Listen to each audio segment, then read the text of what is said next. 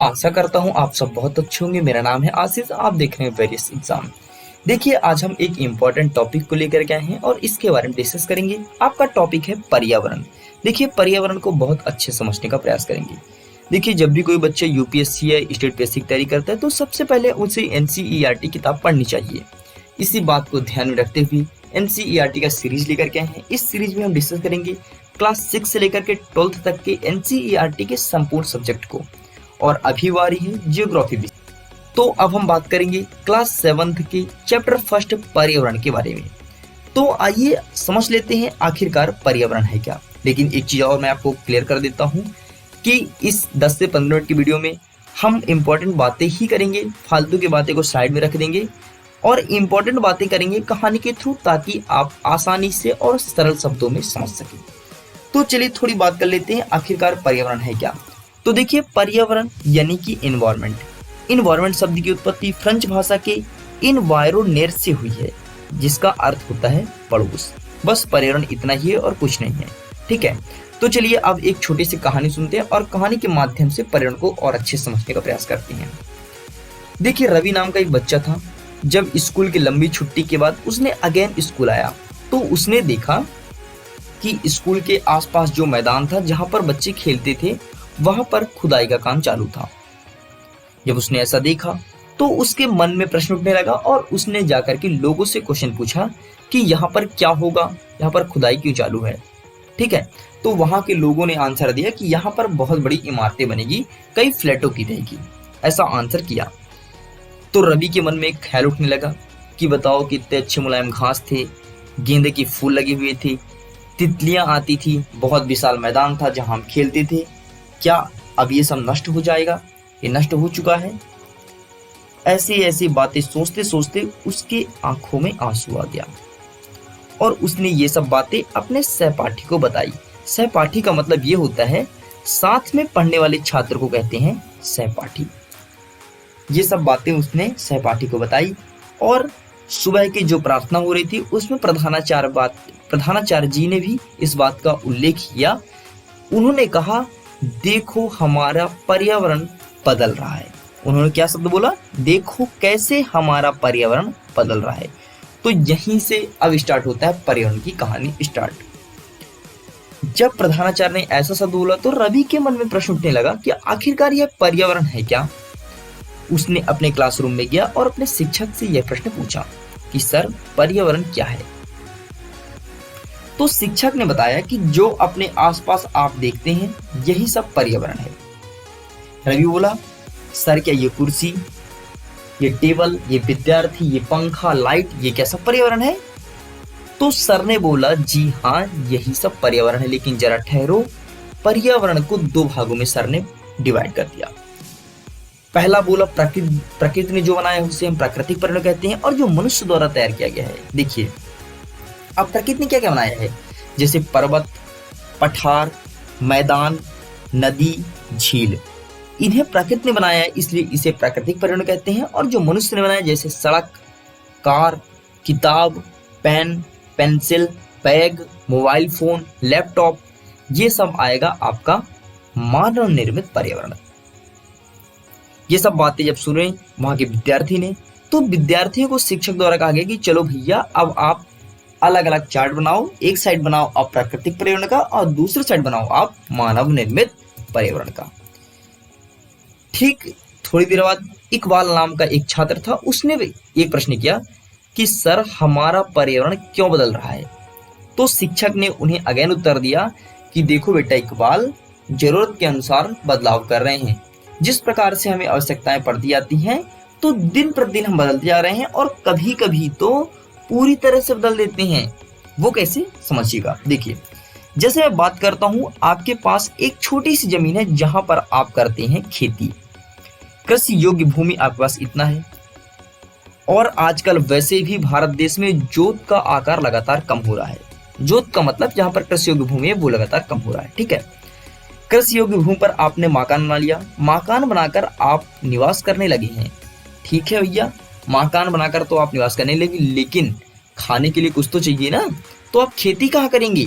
खेती करने योग्य भूमि में तो आपने मकान बना लिया है, तो भैया आपके जंगल में आपका जो जमीन होगा जहाँ पर आपने कभी खेती नहीं किया, आपके पूर्वज ने कभी खेती नहीं किया, बस आपको पता था कि यहाँ पर मेरा जमीन पड़ा हुआ है और उस जमीन में लग गए पेड़, ठीक है, तो आप जाएंगे जंगल के पेड़ को काट देंगे और काट करके उस बंजर भूमि को जहाँ पर आपने कभी खेती नहीं किया उसको आप बनाएंगे कृषि योग्य भूमि और जा करके वहां पर आप खेती करना स्टार्ट करेंगे।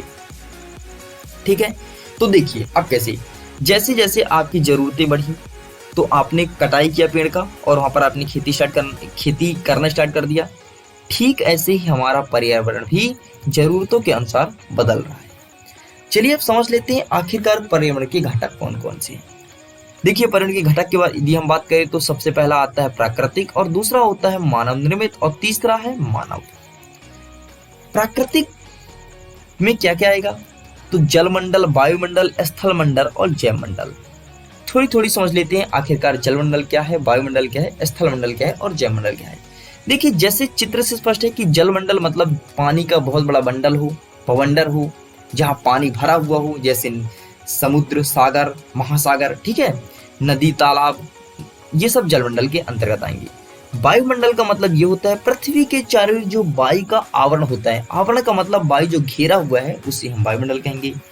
स्थल मंडल का मतलब ये होता है जहां पर मनुष्य निवास करता है, मकान बना करके रहता है, पशुओं के लिए चारागाह की व्यवस्था होती है, उसे हम कहते हैं स्थल मंडल। और यदि जैव मंडल की बात करें तो जहां पर पानी हो, पेड़ पौधे हो और जीव जंतु हो, इनसे मिलकर के पूरे जैव मंडल का निर्माण होता है।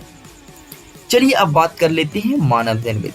देखिए मानव निर्मित के नाम से स्पष्ट है, मानव निर्मित का मतलब होता है मनुष्य द्वारा बनाया गया वस्तु या चीजें, जिसे मनुष्य बनाते हैं, जैसे इमारतें, पार्क, पुल, सड़क, स्मारक, उद्योग, कोई भी आपके वस्तु हो गए, ये सब मनुष्य तैयार करते हैं, उसे हम बोलेंगे मानव निर्मित। देखिए मानव भी पर्यावरण के इंपॉर्टेंट घटक में से एक है। देखिए जैसे मानव में से कोई एक व्यक्ति हो गया, दो या तीन व्यक्ति मिलाकर के एक परिवार बनता है, जिसे आप एकल परिवार कहते हैं। एकल परिवार में हमेशा माता पिता और उनके बच्चे होते हैं, ये एकल परिवार कहलाता है। और एक दूसरा परिवार होता है जिसे संयुक्त परिवार कहते हैं। संयुक्त परिवार में आपके माता पिता, दादा दादी, चाचा चाची, ये सब होते हैं और उनके बच्चे, इनसे मिलकर के संयुक्त परिवार बनता है। ठीक है, ये कुछ ऐसा। और कई परिवार से मिलकर के एक समुदाय का निर्माण होता है और विभिन्न प्रकार के समुदाय जब मिल जाएंगे तो बनेगा आपका धर्म। तो ये सब भी पर्यावरण के घटक के अंतर्गत ही आते हैं। तो मुझे उम्मीद है कि इतना कुछ देखने और समझने के बाद आप पर्यावरण के बारे में अच्छे समझ ही गए होंगे। लेकिन यदि हम सीधे तौर पर बात करें तो किसी भी जीवित प्राणी के चारों ओर पाए जाने वाले वस्तु, स्थान या लोग को ही हम पर्यावरण कहते हैं। चलिए अब हम आगे और देख लेते हैं। देखिए जैसे कि हमने आपको पहले ही बोला था काम की बातें करेंगे, तो सिर्फ हम आपको इसमें काम की बातें ही बताएंगे। चलिए अब समझते हैं प्राकृतिक पर्यावरण के बारे में। देखिए नाम से स्पष्ट है प्राकृतिक। प्राकृतिक का मतलब ही होता है जो प्रकृति ने बनाया है, मनुष्य का उसमें कोई रोल नहीं है। जैसे भूमि, जल, वायु, ये सब प्रकृति के अंतर्गत आएंगे। ठीक है, तो देखिए भूमि, जल, वायु और पेड़ पौधे, जीव जंतु से मिलकर के प्राकृतिक पर्यावरण बनती हैं। ऊपर मैं आपको स्थल मंडल, जल मंडल, वायुमंडल और जैव मंडल के बारे में बहुत अच्छे समझाया हूं, लेकिन फिर भी एक बार बात करते हैं। देखिए आखिरकार स्थल मंडल है क्या? स्थल मंडल कुछ और नहीं है, पृथ्वी की ऊपर की जो परत होती है, कठोर परत, जिसमें खनिज चट्टानें पाई जाती हैं, विभिन्न प्रकार की मिट्टियां पाई जाती हैं, पर्वत, पठार, मैदान, विभिन्न प्रकार की स्थल आकृतियां बनी होती हैं, उन्हें ही हम स्थल मंडल कहते हैं। इसके अलावा स्थल मंडल वह क्षेत्र है जहां पर वन, कृषि योग्य भूमि और आपके पशुओं के लिए चारागाह, ये सब होते हैं, उन्हें हम स्थल मंडल कहते हैं। आगे आप इमेज में और अच्छे से देख सकते हैं। आगे समझते हैं आखिरकार जल मंडल क्या है। तो देखिए नाम से स्पष्ट है, जल मंडल मतलब पानी का समूह कह सकते हैं आप। जैसे नदी हो गया, समुद्र हो गया, महासागर हो गया, झील हो गया, कोई छोटे बड़े जलाशय हो गए, ये सभी आपके जल मंडल के अंतर्गत आएंगे। अब हम बात करते हैं वायुमंडल है क्या। तो पृथ्वी के चारों ओर वायु का बना आवरण या वायु का घेरा हुआ आवरण, को ही हम वायुमंडल कहते हैं। ठीक है, और ये जो आवरण होता है वो गुरुत्वाकर्षण बल के द्वारा वायुमंडल को थामे रखता है पृथ्वी के चारों ओर। इससे हमें बहुत अच्छा फायदा ये होता है कि सूर्य से आने वाली परावैंगनी किरणें, जो यूवी किरणें होती है, अल्ट्रावायलेट किरणें, वे किरणें को पृथ्वी पे सीधे तौर पर आने से रोकता है। ठीक है, जिसके कारण हम आसानी से पृथ्वी पर रह पाते हैं। यदि आपका वायुमंडल और ओजोन परत नहीं होते तो सूर्य की आने वाली परावैंगनी किरणें हमें जला देती और हमारे चमड़ियों पर, त्वचा पर विभिन्न प्रकार के रोग उत्पन्न करते हैं। ठीक है, चलिए आगे अब समझ लेते हैं आखिरकार जैव मंडल है क्या। तो जैव मंडल मतलब पादप और जीव जंतु। पादप का मतलब ये होता है हरे पेड़ पौधे को आप पादप कह सकते हैं, और जीव जंतु से मिलकर के आपके जैव मंडल का निर्माण होता है। नाम से स्पष्ट है, जैव मंडल मतलब जीवों का समूह। ठीक है, तो जिसमें हर एक चीज हो, हरे पेड़ पौधे हो, पानी हो, जीव जंतु हो, इनसे मिलकर के ही जैव मंडल का निर्माण होता है। और यदि हम पृथ्वी की बात करें तो पृथ्वी में स्थल, जल, वायु, इनसे मिलकर के ही जीवन यापन संभव है। जहां पर ये तीनों का अभाव है वहां पर जीवन यापन संभव नहीं है। ठीक है, अब देखिए यहाँ पर परितंत्र के बारे में बहुत कुछ लिखा हुआ है, इसके बारे में बात नहीं करूंगा, आप इसे रीड कर लीजिएगा, ये कोई इंपॉर्टेंट टॉपिक नहीं है। ठीक है, इसके अलावा एक और बहुत महत्वपूर्ण प्रश्न है कि प्रत्येक वर्ष विश्व पर्यावरण दिवस कब मनाया जाता है, तो इसका आंसर होगा 5 जून को हम विश्व पर्यावरण दिवस मनाते हैं। ठीक है, इनमें आप और देख सकते हैं, ये बहुत सी इंपॉर्टेंट बातें कुछ आजू बाजू लिखी रहती है, उन्हें आप ध्यान से पढ़ लीजिएगा। ठीक है, चलिए आगे और मैं समझा देता हूं आपको नेक्स्ट क्या कह रहा है। नेक्स्ट है हमारा मानवीय पर्यावरण। देखिए पहला शब्द है मानवीय। मानवीय का मतलब होता है मनुष्य अपने पारस्परिक क्रियाओं के अनुसार पर्यावरण में जो बदलाव करता है उसे हम कहते हैं मानवीय पर्यावरण। देखिए पहले के जो व्यक्ति थे वे पर्यावरण के अनुसार ढल जाते थे। जितनी भी आवश्यकता की वस्तु थी पुराने व्यक्ति को पर्यावरण से संपन्न हो पाती थी। मतलब पहले के व्यक्ति पर्यावरण के अनुसार ढलते थे, लेकिन आज का जनरेशन ऐसे आ गया है कि एक व्यक्ति पर्यावरण को अपने अनुसार ढालता है। वे व्यक्ति खुद नहीं बदलना चाहता, वे बल्कि पर्यावरण को बदलने का प्रयास करेगा।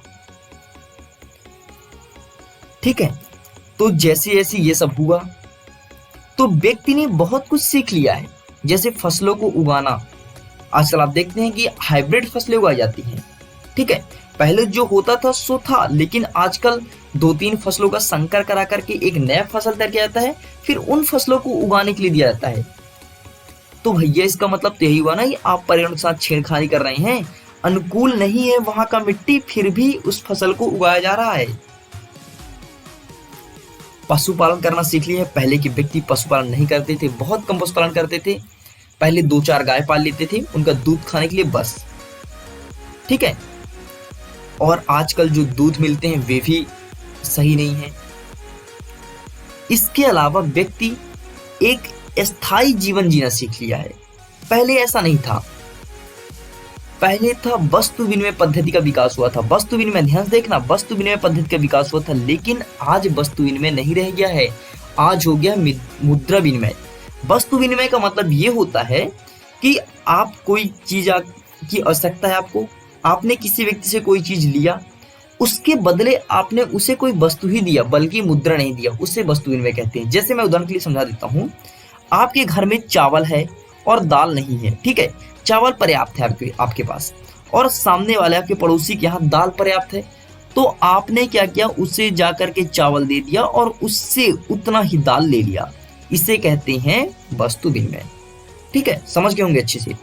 लेकिन आजकल वस्तु विनिमय नहीं रह गया, आजकल हो गया मुद्रा विनिमय। मुद्रा विनिमय का मतलब क्या होता है, जैसे इनके पास पर्याप्त चावल है और इनके पास पर्याप्त दाल है, तो ये चावल को बेच देंगे पैसे में और ये दाल को बेचेंगे पैसे में। ठीक है, इसे बोलते हैं मुद्रा विनिमय। इसके अलावा आजकल बहुत सारी परिवर्तन आए हैं। औद्योगिक क्रांति का युग आ चुका है, इंफॉर्मेशन टेक्नोलॉजी IT आ चुका है, तरह तरह की बदलाव आ रही हैं, सूचना क्रांति भी आ चुकी है। एक स्थान से बैठे बैठे दूसरे स्थान पर चंद मिनटों में, सेकंडों में सूचनाएं पता चल जाती हैं। ये सब बदलाव हुआ है, तो मानवीय पर्यावरण का मतलब यही होता है कि मनुष्य अपने अनुसार पर्यावरण को बना लिया है। इसी का बहुत बुरा प्रभाव मिल रहा है कि आजकल तरह तरह की रोग, ऐसा पेंडेमिक आ रहा है जिसके बारे में कोई जानता भी नहीं है। जैसे कोविड-19 जीता जागता उदाहरण आपके सामने है। तो मुझे उम्मीद है आप बहुत अच्छे से पर्यावरण को समझ गए होंगे। जो भी और कुछ बातें लिखी हैं उनको हम डिस्कस नहीं कर रहे हैं। कुछ क्वेश्चन है, इनको आप सॉल्व करने का प्रयास कीजिएगा, ठीक है। चलिए एक चीज और मैं आपको बता देता हूँ, आखिरकार परितंत्र क्या है, इसको थोड़ी सी मैं समझा देता हूँ और जल्दी से वीडियो को क्लोज करता हूँ। देखिए परितंत्र क्या है, मैं बहुत आसान शब्दों में आपको समझा देता हूँ। देखिए बहुत से जीवधारी जो एक दूसरे से मिलजुल करके रहते हैं, भले दिखने में अलग अलग है लेकिन एक दूसरे से मिलजुल करके रहते हैं, उन्हें ही हम परितंत्र कहते हैं। बस सिंपल शब्दों में यही है परितंत्र। इस प्रकार से आपका चैप्टर फर्स्ट कंप्लीट होता है। मुझे उम्मीद है आपको समझ में आया होगा। अगर ये वीडियो पसंद आए तो प्लीज वीडियो को लाइक करना, दोस्तों के साथ शेयर जरूर करना, और यदि आप चैनल पर नए हैं तो चैनल को सब्सक्राइब करने के बाद बेल आइकन को जरूर प्रेस करना। तो अभी के लिए bye and thank you very much.